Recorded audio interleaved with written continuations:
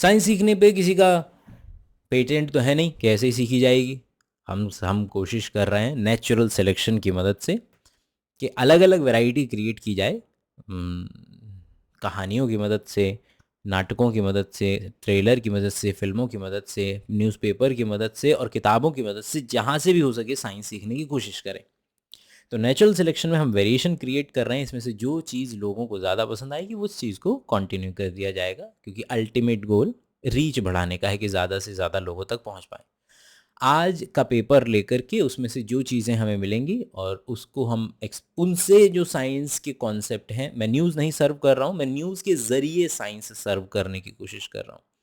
90 लोग ड्राउन कर गए गुजरात के अंदर में, जब आपका जो सस्पेंशन वाला जो ब्रिज था वो कोलैप्स किया। 350 लोग थे उसके ऊपर में। जाहिर सी बात है लोग मरेंगे। कि यहाँ पर हम समझने की कोशिश करेंगे लोग मर क्यों रहे हैं। ड्राउनिंग केवल और केवल इतना आसान नहीं है कि आप पानी में गिरे, लंग्स के अंदर में पानी घुस गया और आप मर गए। आपकी बॉडी में बहुत सारे ऐसे सिस्टम हैं जो आपको हेल्प करते हैं कि अगर कुछ ही चंद मिनटों के अंदर में कोई व्यक्ति अगर आपको बचाने आए तो आपको बचा सके, आप तुरंत 1-2 मिनट में नहीं मर जाएंगे। जैसे ही आप पानी में जाएंगे तुरंत आप पूरा हाथ पांव मारेंगे, कोशिश करेंगे अपना जो मुंह है उसको बाहर निकालें और सांस लेने की कोशिश करें। इसकी वजह से आप करेंगे हाइपर वेंटिलेशन में चले जाएंगे। हाइपर मतलब ज़्यादा, वेंटिलेशन का मतलब ज़्यादा सांस बार बार तेज़ी के साथ लेना। इस प्रोसेस के दौरान हो सकता है कि थोड़ा बहुत पानी आपके मुंह में एंटर करने की कोशिश करे, अगर वो लंग्स के आसपास गुजरता है तो हमारा एक एरिया है जिसको हम लैरिंग्स कहते हैं। लैरिंग्स वो एरिया है जहाँ पर मेरा वॉइस बॉक्स है, जहाँ पर मेरे वोकल कॉर्ड्स हैं। जैसे ही वहाँ पर थोड़ा सा पानी भरता है वहाँ पर हो जाता है लैरिंजोस्पेज्म, मतलब कि आपका जो वॉइस बॉक्स है वो पूरा शट डाउन हो जाएगा अपने तरीके से, क्योंकि वो प्रोटेक्ट कर रहा है कि अगर पहले शुरुआती मिनटों के अंदर में बॉडी पैरासिम्पैथेटिक पाथवे जो आपके कंट्रोल में नहीं है उससे आपको बचाने की कोशिश कर रहा है कि अगर ये प्रोसेस, ये समय थोड़ा सा बीत जाए और उतने समय में कोई व्यक्ति आकर के हमें बचा ले।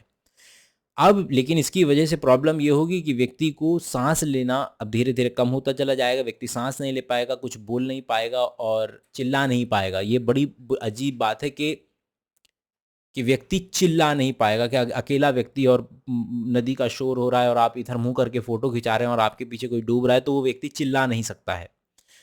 हाइपॉक्सिया क्रिएट होगा। हाइपॉक्सिया का मतलब है कि शरीर के अंदर में ऑक्सीजन की कमी होती चली जाएगी और फिर व्यक्ति उसमें पानी में डूब जाएगा और उसके बाद जब उसका लैरिंग्स खुलेगा, लंग्स के अंदर में पानी भरेगा और इस तरीके से व्यक्ति की डूबने से मौत हो जाएगी।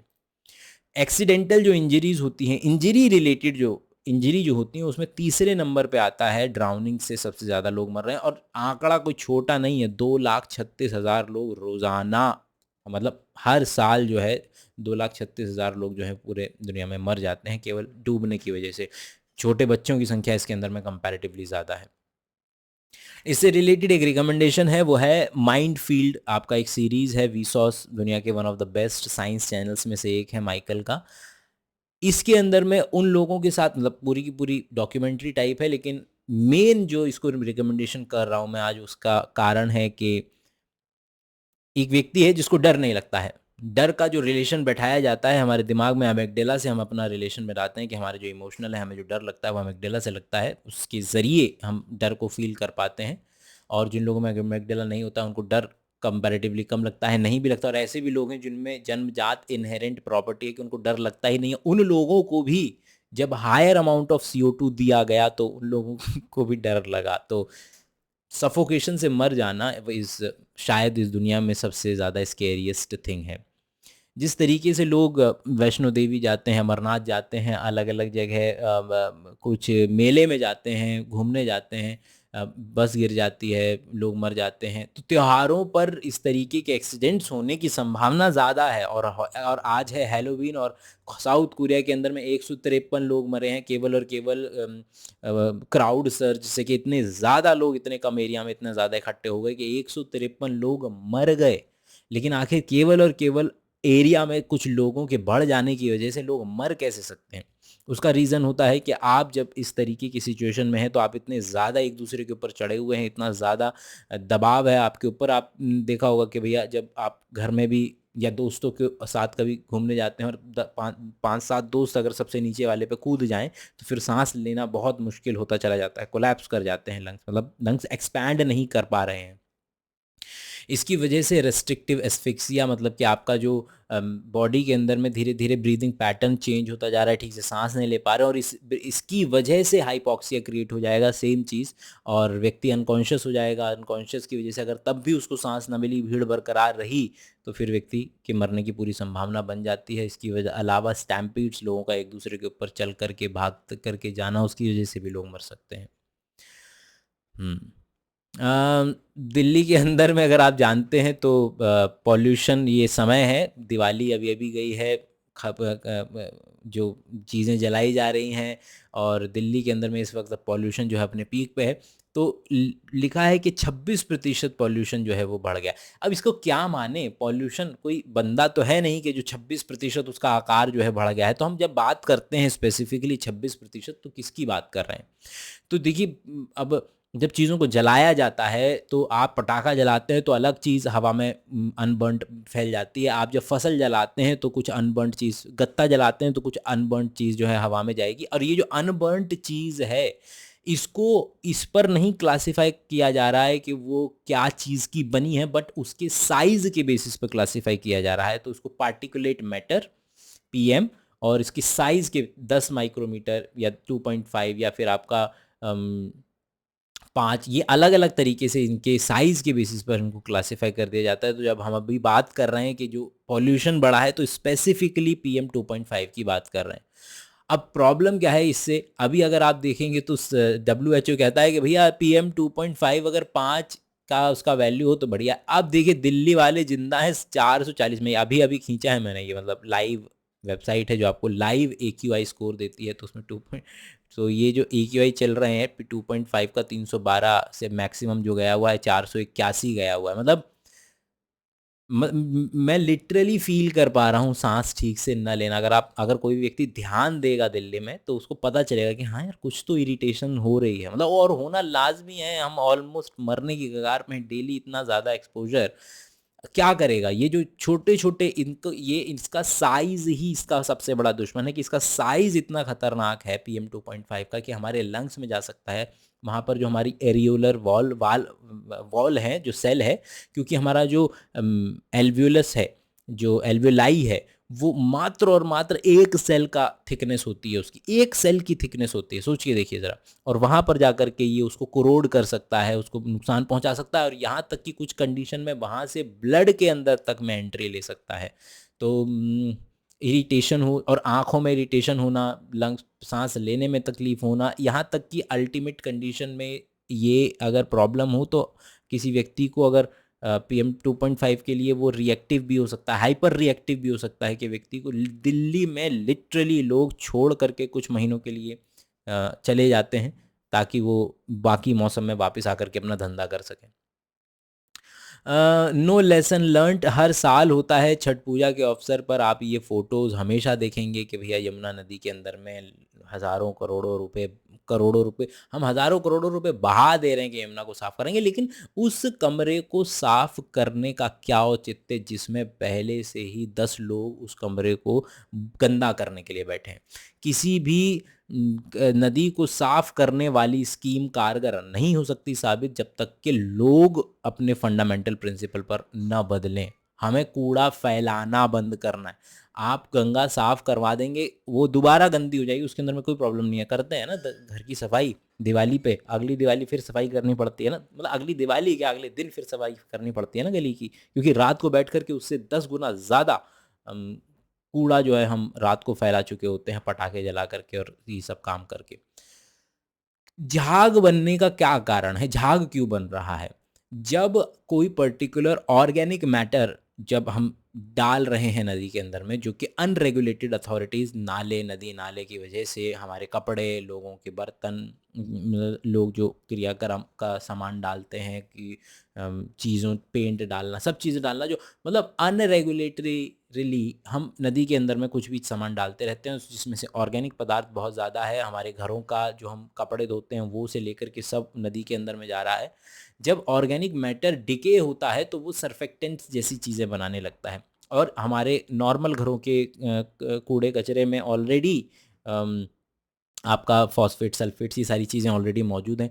यही सर्फेक्टेंट्स जब पानी को खुला छोड़ेंगे आप या पानी में हलचल पैदा होगी तो फिर क्या होगा कि एयर बबल्स जो हैं इसमें ट्रैप होंगे, क्योंकि है ही क्या वो लिपिड का एक छोटा सा बबल सा बन जाता है, जिसकी वजह से वो, भाई बबल तो तब भी बनते हैं जब पानी साफ हो, लेकिन वो बबल तुरंत फूट जाता है क्योंकि उसको उसकी इंटीग्रिटी मेंटेन कराने के लिए उसके अंदर में कुछ फैटी एसिड या सर्फेक्टेंट जैसी कोई चीज़ नहीं है। यहाँ जब ऑर्गेनिक मैटर डिके होता है तो सर्फेक्टेंट्स की कंसंट्रेशन बढ़ जाती है और इस तरीके का वाइट हमें जो है वो नज़र आता है। मतलब बादल का सफ़ेद नज़र आना और इस झाग का सफ़ेद नज़र आने के दोनों ही एक ही कारण है। तो दूध का सफ़ेद नज़र आना, बादलों का सफ़ेद नज़र आना, इस झाग का सफ़ेद नज़र आना, सबका एक ही कारण है। क्या कारण है ज़रा कभी और जिक्र करेंगे। इसके अलावा एक डिस्कशन है कि क्या इंडिया में एंटी सुपरस्टिशन लॉज एग्जिस्ट करते हैं कि नहीं करते हैं। अभी अभी एक मूवी आई है कांतारा, और चाहे व्यक्ति किसी भी खेमे से हो, इस मूवी की जमकर के तारीफ हो रही है, और केवल अगर मूवी के लेवल पर इसको देखा जाए तो वाकई में one of the best creation के अंदर में आता है।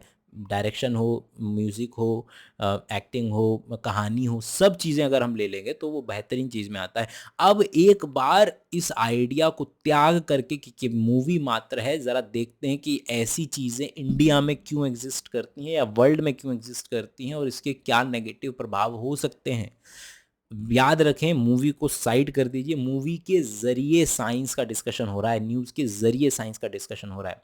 मूवी का नेगेटिव प्रचार नहीं कर रहे हैं किसी पर्टिकुलर चीज़। मूवी खुद मैं देख कर के, हाँ बेहतरीन मूवी है, सब लोगों ने देख ही ली होगी। लेकिन प्रॉब्लम है कि यही चीज़ इंडिया के अंदर में अगर आप ध्यान दें तो हर साल तकरीबन तकरीबन 100 के करीब जो डेथ हैं सरकारी आंकड़ों में विच क्राफ्ट की वजह से हम लोगों को मार देते हैं। केरला जो कि भारत का सबसे ज़्यादा पढ़ा लिखा राज्य है, उसके अंदर में ह्यूमंस की, आदमियों की बलि दी जा रही है, और ये अभी अभी जो केस आया था वो उसी की वजह से आया था।